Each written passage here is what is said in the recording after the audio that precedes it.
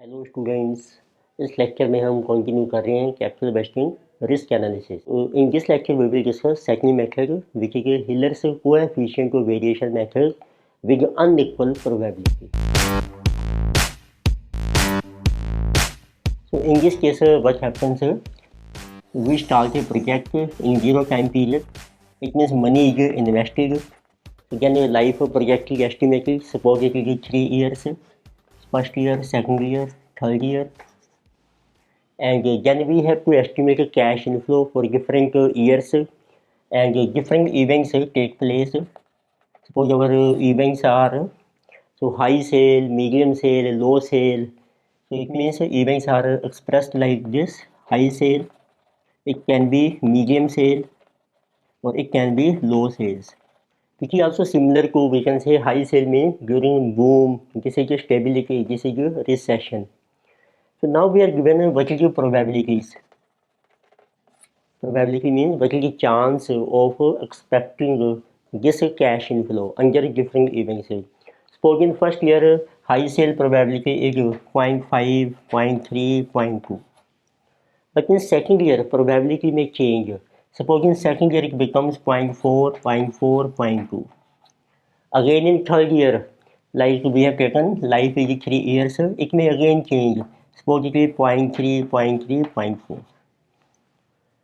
So this is case when probability will change over different time periods, and we have to calculate risk in a project. तो किसे कहा गया Hillier coefficient of variation with unequal probability. तो इसमें देखते हैं अब आपके क्या क्या स्टेप्स बनते हैं। तो इसमें आपको ईयर वाइज चलना पड़ता है। तो फर्स्ट ईयर का हम कैलकुलेट करेंगे। वट इज कैश इनफ्लो आपको दिए होंगे डिफरेंट टाइम पीरियड्स के, what is expected cash flow and what is variance और standard deviation of cash inflow. तो लेट अस से इसका टेबल ड्रॉ करते हैं। किस तरीके से टेबल ड्रॉ होगा उसमें आप मेंशन कीजिए। सबसे पहले year 1, then you can write what is events कौन सी हैं और उसकी प्रोबेबिलिटी क्या है। We have probability of events. तो लाइक फर्स्ट ईयर में जैसे हम ले रहे हैं 0.532, जैसे जो 0.53 and 2, then write cash inflow in first year. ये आपको दिया होगा क्वेश्चन में। तो इट मीन्स पहला स्टेप अब आपका बन जाता है। तो ऐसे आप स्टेप से पहले देखते हैं, ऐसे सेकंड ईयर का डाटा बना लेते हैं। सेकंड ईयर है उसकी प्रोबेबिलिटी आपको दी है 0.4, 0.4, 0.2। सिमिलरली फॉर थर्ड ईयर 0.3, 0.3, 0.4 को कैश इनफ्लो आपको दिए होंगे हर साल के फॉर डिफरेंट इवेंट्स। तो now let us see one by one what are different steps. तो नंबर 1 स्टेप है आपका, सबसे पहले आपको कैलकुलेट करना है what is expected cash inflow which is called mean और एवरेज कैश इनफ्लो। तो मल्टीप्लाई कीजिए कैश इनफ्लो को इवेंट से। तो it means for each year. तो दिस इज स्टेप नंबर 1। तो get expected which is also called average और mean cash inflow of each year. इस टाइप को फार्मूला बन जाएगा, कैश इनफ्लो को मल्टीप्लाई कीजिए उसकी प्रोबेबिलिटी से। तो जिसे कहा गया ECIF एक्सपेक्टेड कैश इनफ्लो, जिसे cash inflow of IX event into probability of IX event, इसका कर लीजिए समेशन। तो इट मीन्स आप इसको मल्टीप्लाई कर सकते हैं। तो यहाँ पर आप मेंशन कर सकते हैं एक्सपेक्टेड कैश इनफ्लो। एक कॉलम बना रहे हैं, इनको मल्टीप्लाई कीजिए। तो इससे जो टोटल आएगा आपका, this will B ECIF of first year. इसी तरीके से आ जाएगा आपका ECIF expected cash inflow of second year, expected cash inflow of third year. फिर आपको कैलकुलेट करना है what is variance of cash inflow of each year. Step number 2। So gate variance और साथ में ही आप कर सकते हैं calculate and standard deviation of cash inflow of each year. ये सारा ईयर वाइज चल रहा है। उसका फार्मूला क्या है, CIF है आपके पास, माइनस करो मीन कैश इनफ्लो, वो वेरिएशन आ जाएगी, उसका स्क्वायर कीजिए, इनको कर दो प्रोबेबिलिटी। कोई कॉलम बना रहे हैं हम, CIF माइनस ECIF। तो इस CIF में से इसको माइनस करेंगे हम, इसका स्क्वायर इनटू प्रोबेबिलिटी। तो ये आप मेंशन कीजिए। तो इसका जो टोटल बनेगा, तो ये आपका स्क्वायर में चल रहा है विदाउट अंडर रूट, ये आपका वेरियांस आ जाएगा। तो similarly you will get variance of cash inflow of second year end of last year, this is variance of third year. तो जितने भी ईयर्स आपको दिए हैं तो सभी का वेरियांस कैलकुलेट कीजिए। जैन यू टेक इस स्क्वायर रूट, तो उससे आपको मिलेगा standard deviation of first year, standard deviation of second year, standard deviation of third year. ये आपके वेरियांस आ गए हैं, उनका स्क्वायर रूट कर लीजिए तो ये स्टैंडर्ड डेविएशन आ जाएगा। And then you also write what is PV factor at a discount rate for first year, PV factor second year and third year. तो देखते हैं फार्मूला, देखते हैं what is variance of cash inflow. Variance हम calculate कर रहे हैं cash inflow, formula बन जाएगा CIF of ith event minus expected cash inflow, उसका कीजिए स्क्वायर इनटू कीजिए probability and summation, this is our variance which is this one first second third हर साल का। तो इसका भी कैश इनफ्लो है minus mean, this is cash inflow minus mean cash flow. अब आपको इसका करना है under root, this will be standard deviation of cash inflow of each year, तो this will be under root of this. Variance कर सकते हैं या डायरेक्टली ले सकते हैं आप, CIF of ith event minus expected cash inflow square into probability. तो आपके पास देखो मीन कैश फ्लो आ गया है, वेरियांस आ गया है, स्टैंडर्ड डेविएशन आ गया है। अब आपको कैलकुलेट करनी है मीन NPV, एक्सपेक्टेड NPV।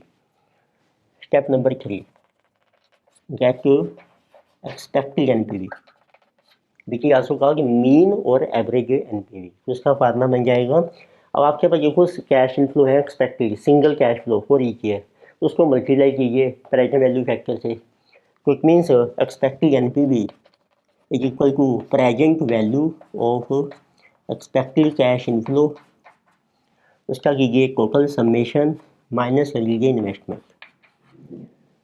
तो इट मीन्स ये नॉर्मल फार्मूला है। अब हमने कैश इनफ्लो को सिंगल इवेंट में सिंगल अमाउंट में कन्वर्ट कर लिया है एक्सपेक्टेड, उसको बस पीवी फैक्टर से मल्टीप्लाई कीजिए, उसका टोटल कीजिए जिसे टोटल प्रेजेंट वैल्यू माइनस कर investment, this will B NPV।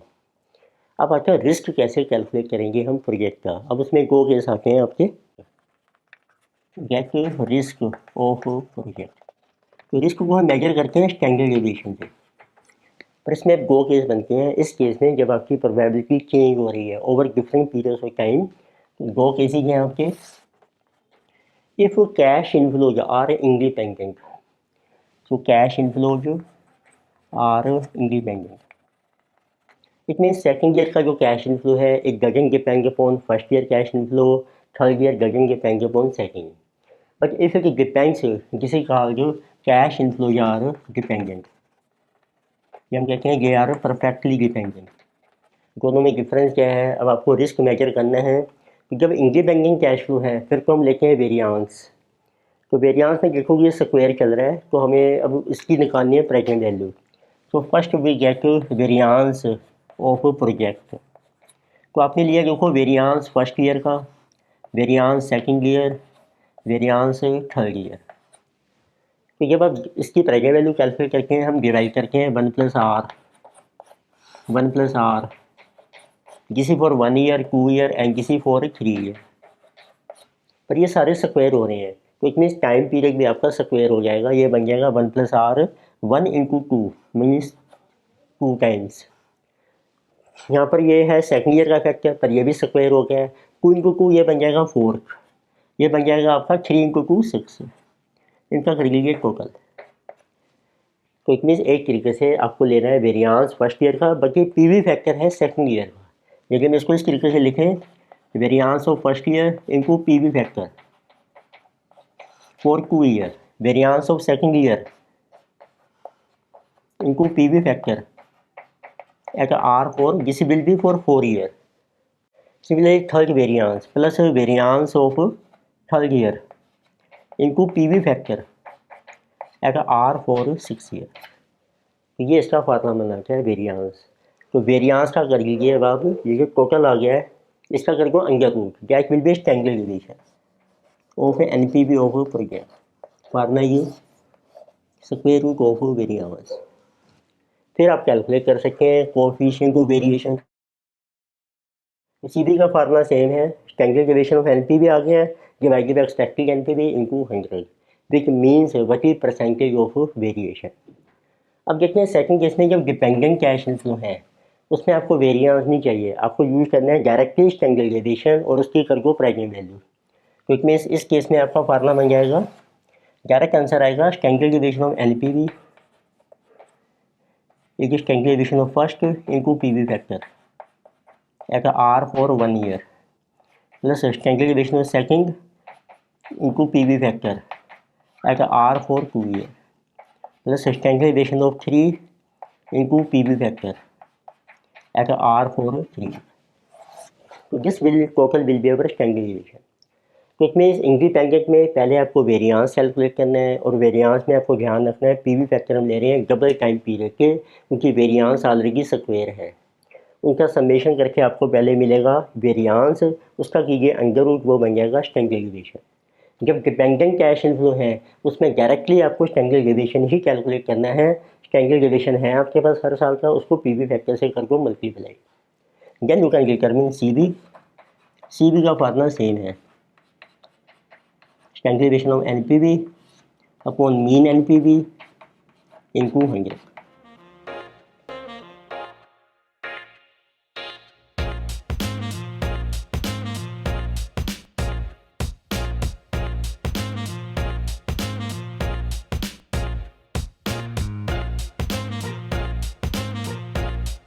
So let us see example 2 to explain the concept of Hiller's coefficient of variation method with unequal probability.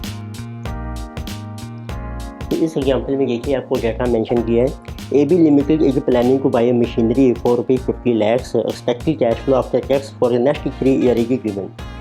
Zero period में investment है 50 लाख से, 3 साल की life भी है और उसके कैश फ्लो भी है, ईयर 1 का कैश फ्लो है और उसकी प्रोबेबिलिटी है, ईयर 2 का कैश फ्लो दिया है, प्रोबेबिलिटी भी है, ईयर 3 का कैश फ्लो और उनकी प्रोबेबिलिटी। आप देखेंगे प्रोबेबिलिटी आपकी चेंज हो रही है year two year. Risk free interest rate is 6%। So you are required to determine the expected NPV and standard deviation of this proposal assuming independent probability distribution.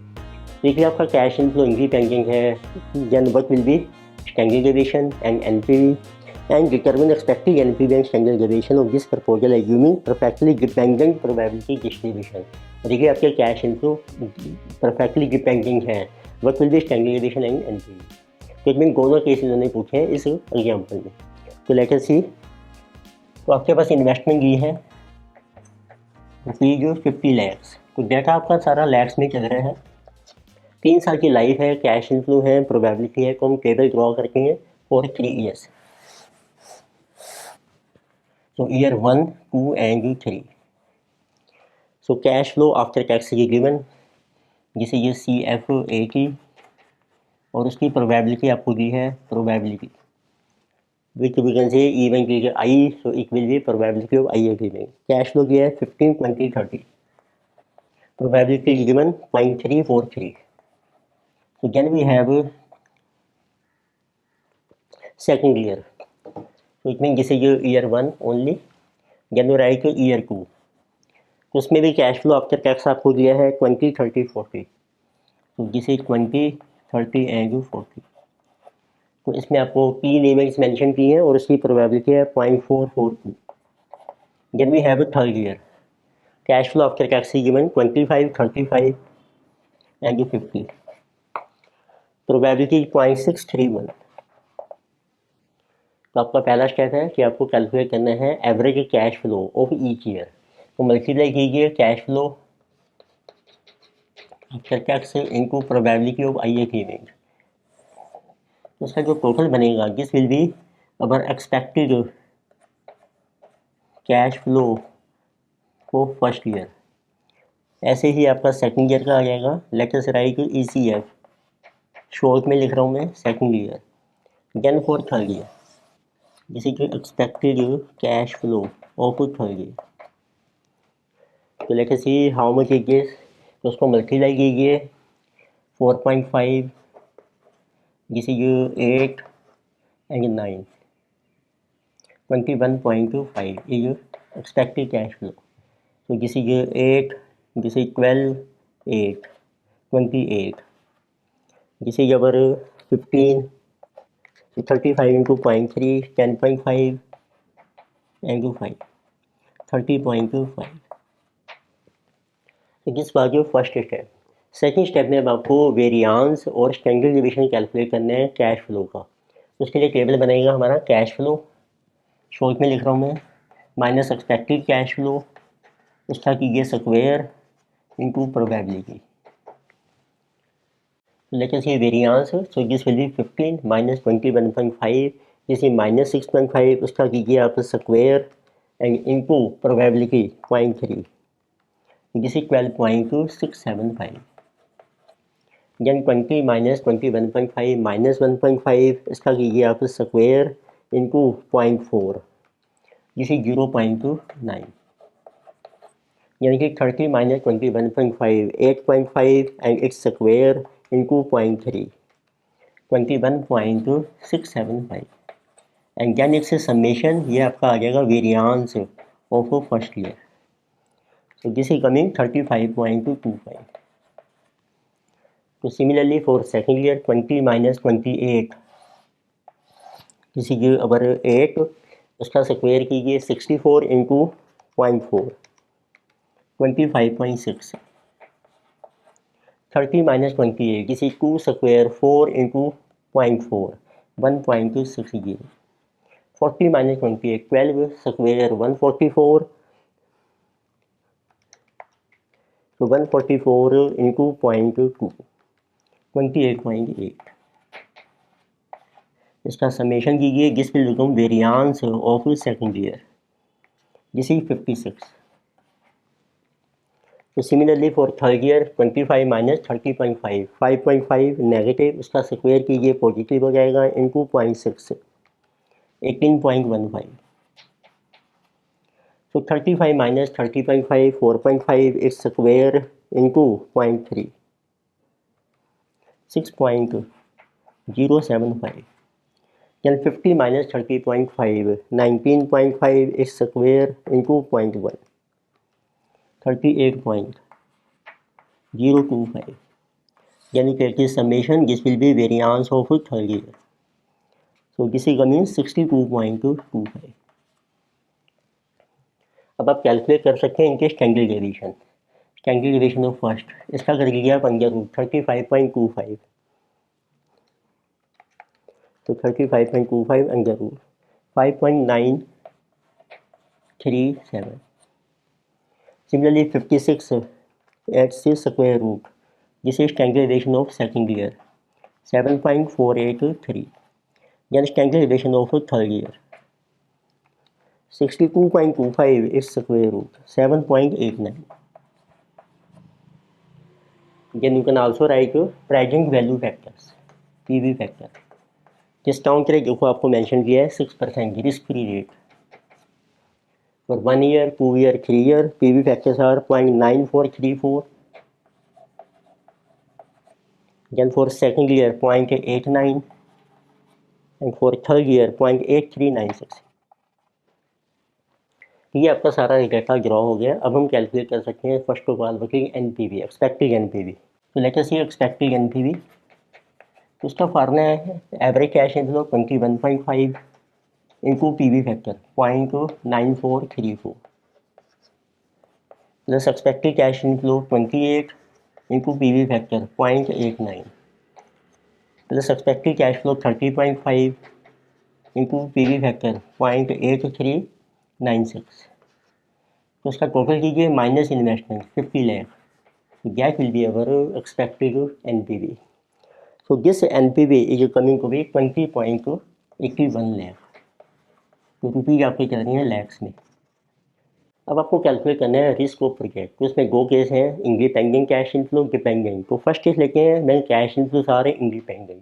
तो let us see risk of project number 1 case हम ले रहे हैं मैंने कि cash inflow सारे independent.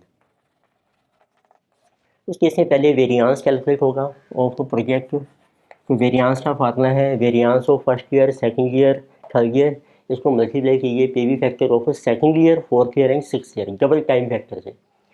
तो first variance है आपका 35.25 प्लस सेकंड वेरिएंस है आपका 56, थर्ड वेरिएंस है जी 62.25।